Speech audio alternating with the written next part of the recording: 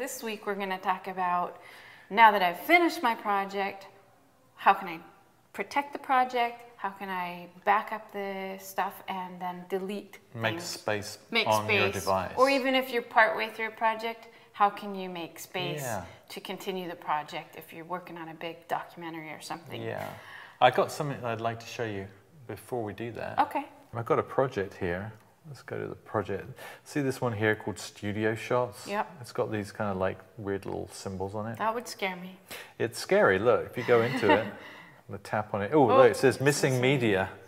Some of the media used in this project is no longer on your mobile device, which is true because I actually I built my project and I deliberately went and deleted every scrap of it. I went to the Photos app and I deleted everything, and I went to the downloaded media folder of the Photos app and I deleted everything. So now I'm So you did everything we told people not I did to everything, do last week. yeah. So now look, here's my timeline, and it's clearly blank. It's got all these stripes. But here's the thing. So I've actually got these shots on a different device. I've got them on my phone here, and I'm going to airdrop those shots back onto this device. It's just going to be a simple sort of airdrop type thing. Oh, accept. Yeah.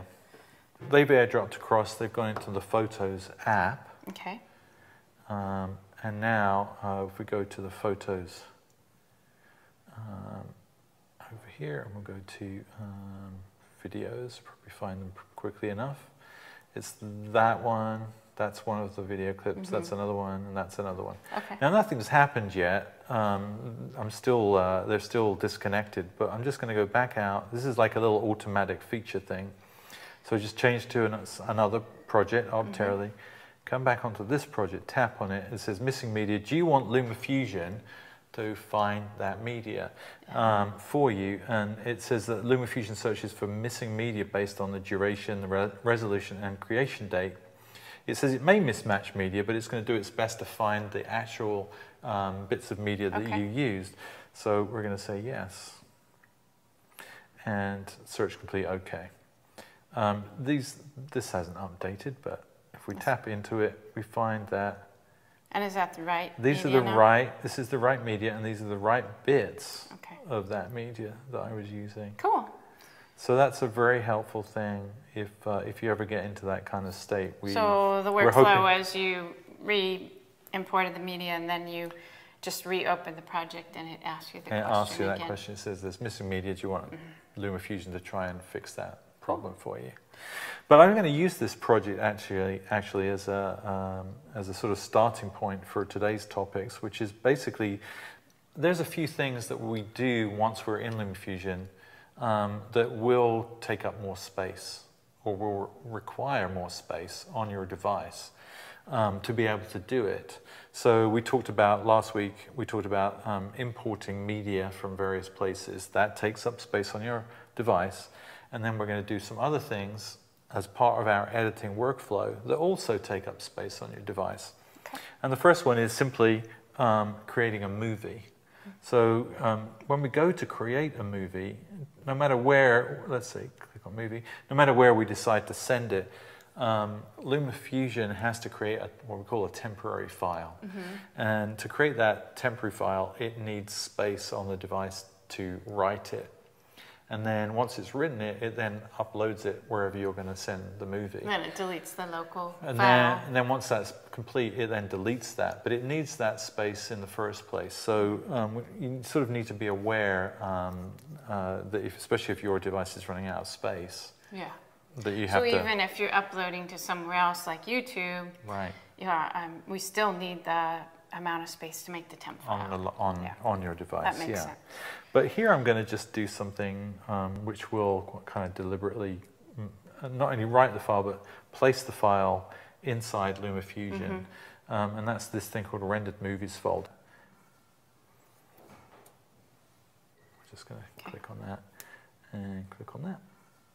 I mean, one reason for doing that is that I want this timeline to be one individual clip that I could then use somewhere else as an individual clip. Layer or if this was, for example, some kind of complex animation that I'd done with some keyframing, I say, well, that's great, I want to create a movie file out of that, then I would just send it to the rendered movies folder, and then I could reuse it. One My timeline single. is just one single clip that I can use somewhere else. Yeah. But that's taking up space on my device too, so Right. that's something to be aware of.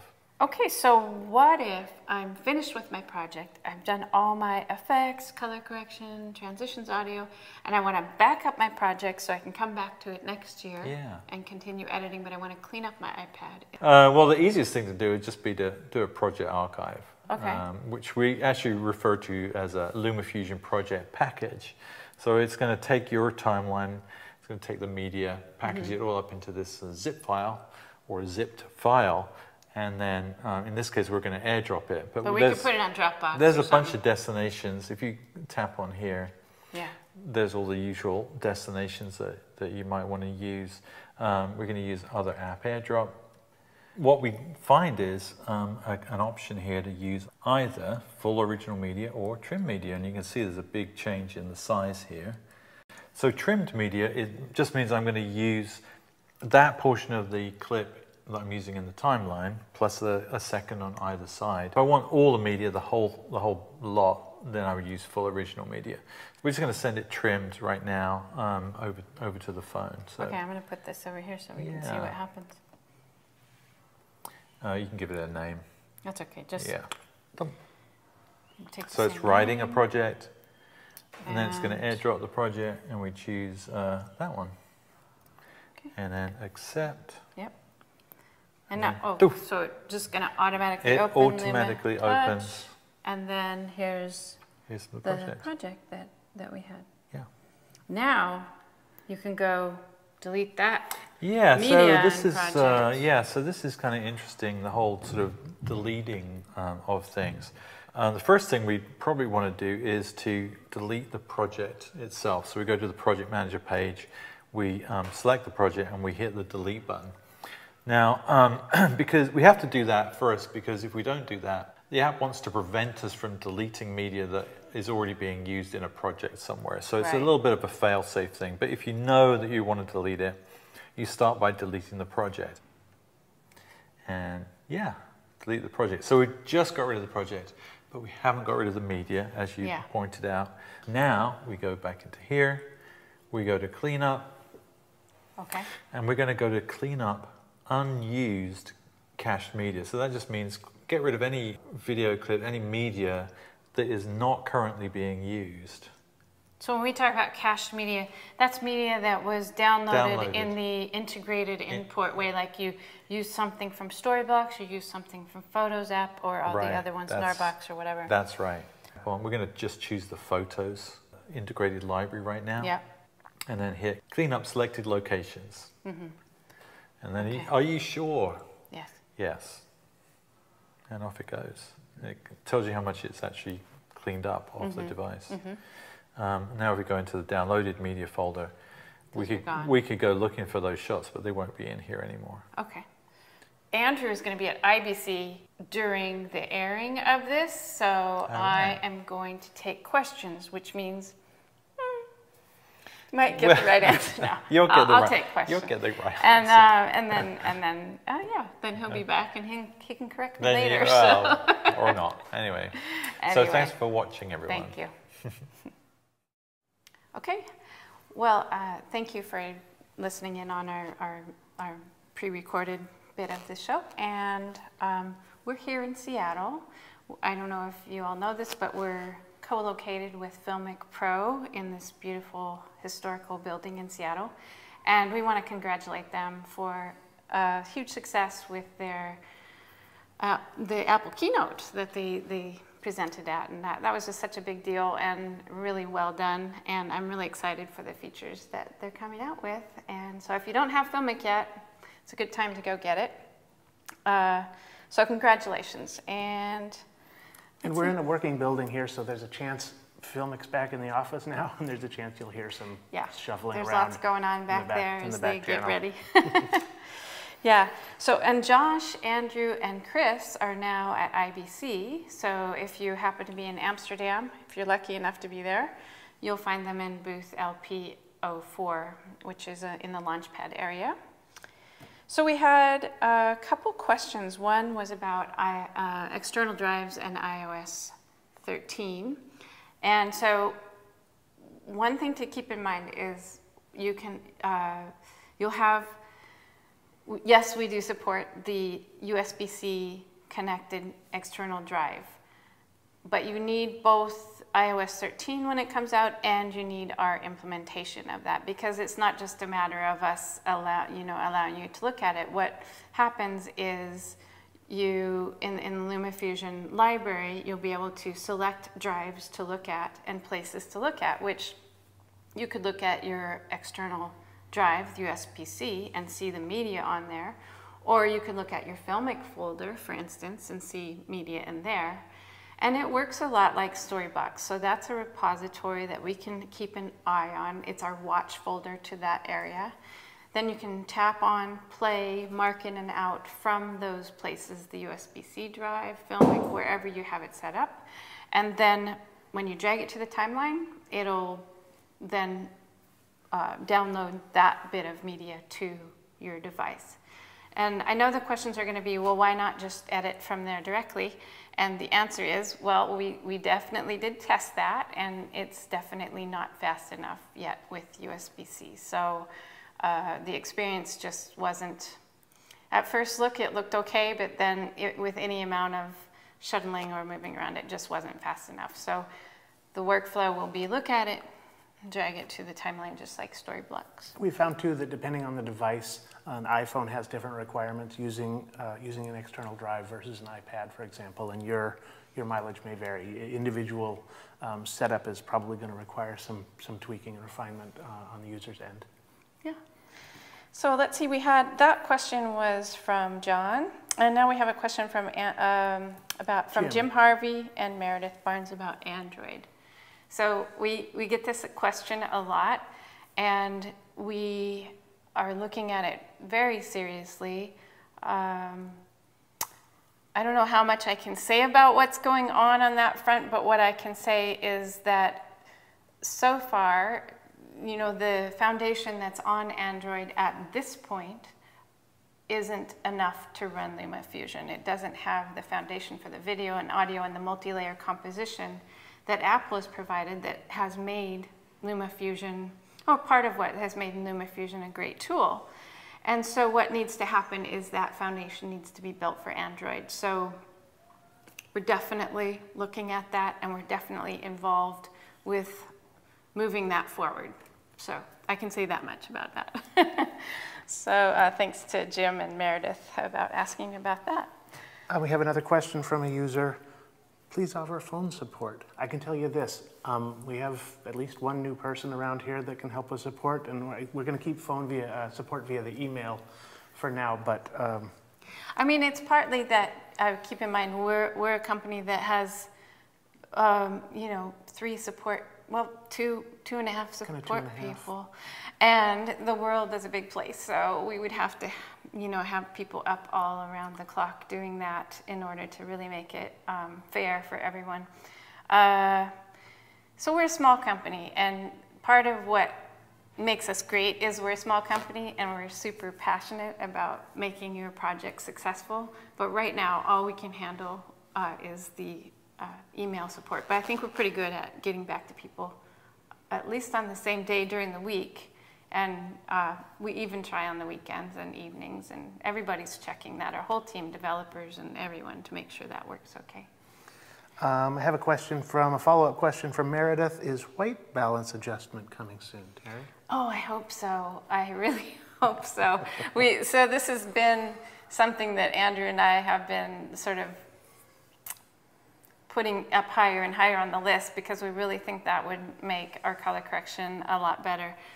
We do have a huge backlog of things to do, and we have some really big plans for the things that are coming out for iOS 13 and the new iPhone 11 Pro and the multi-camera shooting. And so we're focused on getting some really cool functionality out for that. There will be things that you can expect to show up that are just super nice and added on, like the blend modes are coming in our next release. That's just something we felt we could put in, and we did. So you'll see That's a pretty powerful thing for people using titles or effects with transparency of any sort. Yeah, and so the same thing could happen for the white balance selector, I hope. Let's see.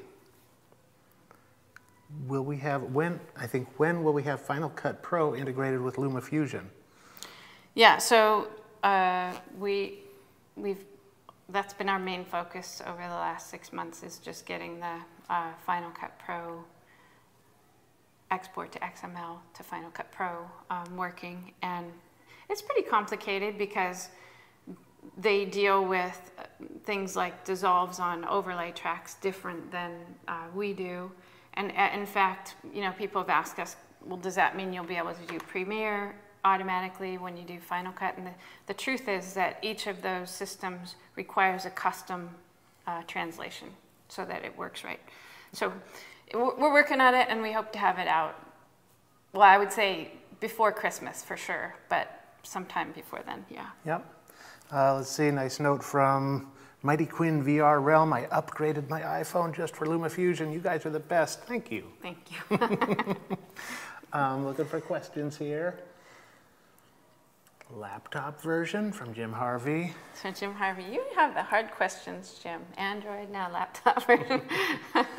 So we've thought about the laptop version a lot, and as Chris has said several times, that it is possible to do that because our engine is made for OS as well as iOS, and so Mac OS, I mean, and it's possible to do. Whether it's the right thing to do for us is still the question. What we wanted to be from day one, and we've always been focused on this, is we want to be able to provide mobile editing at the very highest quality and the very highest level, right from your iPad or your iPhone. And so every time we take a diversion to say, oh, let's add in this and let's add in that, even the Final Cut Pro thing, it's a little bit off the path from our main goal. So we always have to think about, with a small company, you have to really be focused and really decide what is going to bring you to your final goal fastest. So yeah. Let's see, I've got a question from 217 Films and another question that's related to it also. Hoping for, in the near future, to have full track editing, such as dropping a LUT on the entire timeline or detaching audio from an entire timeline. Yeah. Would save so much time. And there's another question from, let's see, multi-selections from Sandu, whose last name I may not pronounce well. Yeah. So let me start with multi-select. We have the design for that now. I just worked on it 2 weeks ago. And once that's made, it goes into our development cycle. So I think along with those exciting new features we're coming out with for iOS 11 and the multicam stuff, we'll also be doing multi-select because it's super important for everyone, but it's also important for our path that we're on for multicam. I think it's really important. It's pretty high on the list of general UI. Yeah, once it's past the design, it's like, we're doing it. So I don't want to design things and then not do them. That'd be silly. Let's see. Will there be, Elephantix asks, will there be keyframing or speed ramping? That's a harder one. And the reason it's harder is Sorry, because... I said or. They wrote for. Keyframing for speed ramping. Yeah, which understood. Makes more sense than what I said. That's okay. That's a harder one, apparently, because it requires a whole new engine for our speed. So it's a big job. And once again, it's a balancing act. Is that, where does it sit in the priorities of everything that we're doing? And I know it's important, but yeah, it's up in the air, that one. I mean, we'll do it eventually. It's a given we'll do it eventually, but not right now, probably. Let's see. Bella Blue Skies LLC. Do you recommend using Gnarbox or Western Digital? Why not both? They are both good. There's a difference between Gnarbox and Western Digital. I can tell you that. The Gnarbox will only transfer the mark in and mark out point that you choose on the source is the only part that gets transferred onto your device. Whereas with Western Digital, a longer piece of media gets transferred to your device. Like if you select 1 second, the whole clip is going to still be transferred. So that's a big benefit for Gnarbox. And the reason they can do that is they have their whole internal computer that they're running on the Gnarbox, which makes it more expensive. But because of that, there's also other benefits on the Gnarbox. Like I think they'll be doing converting they'll be making proxies for us. So you can put ProRes or something on your Gnarbox and edit in the proxy. I don't know if that's all developed yet, to be quite honest, but because they have that internal computer power on their drive, we can expect stuff like that from them. So. Okay, I hope this will read. Amaracia asks, can or will you add to a future update the ability to hold a piece of media in the timeline with one hand and move the timeline with the other hand? Holding and waiting can get annoying.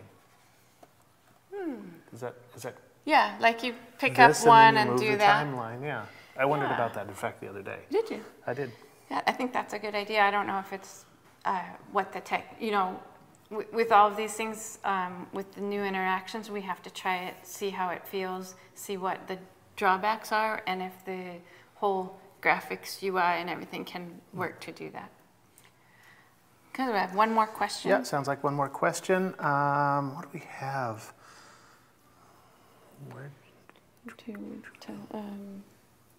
Rotoscoping. Rotoscope, yep. I know, that would be great.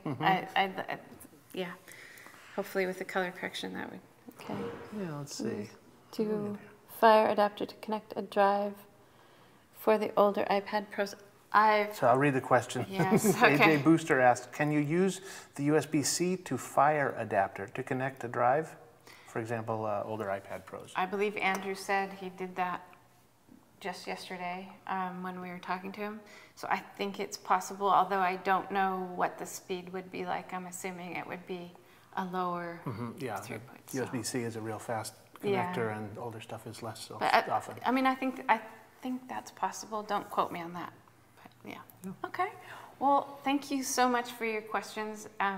As always, we really appreciate you as customers, and we do this not to present a slick sort of cut version for you, but to really show you who we are, to be transparent with you, to connect with you. Have a conversation. Have a conversation. We hope you enjoy it as it is.